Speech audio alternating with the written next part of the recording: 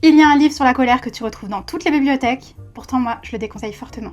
Je classe les livres sur la colère pour les petits, pas selon les illustrations, mais selon la façon dont il est pensé pour accompagner l'émotion de ton enfant. Grosse colère, flop. Je sais pas si toi aussi, mais moi mon neveu il l'a eu en cadeau à la crèche. L'enfant a passé une journée de frustration, il se met en colère et son papa l'envoie directement dans sa chambre, car il a passé une mauvaise journée et il est frustré de manger des épinards.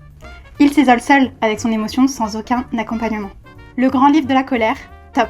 L'enfant s'identifie à un personnage qui vit sa colère dans plusieurs types de situations. On y voit vraiment une co-régulation avec ses parents. Et il y a une page à la fin pour que tu comprennes ce qui se joue chez ton enfant quand il est en colère. La colère de Simon, flop. Simon dessine sur le mur, son papa l'envoie dans sa chambre. Il traverse seul différents degrés de colère, et à un moment il aimerait juste un câlin ou un bisou de ses parents, mais il est seul face à ça, comme si l'affection devait se mériter. Je me mets souvent en colère, top.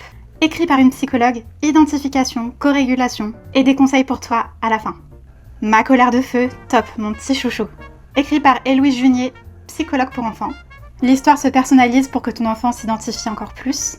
Des petits encadrés pour poser des questions à ton enfant au cours de l'histoire. La co-régulation est omniprésente. Et une page à la fin t'est dédiée pour que tu comprennes mieux ton enfant. Dis-moi si tu as d'autres livres sur la colère dans ta bibliothèque. Je prépare justement une vidéo avec des outils concrets pour aider ton enfant à traverser sa colère. Donc pour ne pas la manquer, abonne-toi.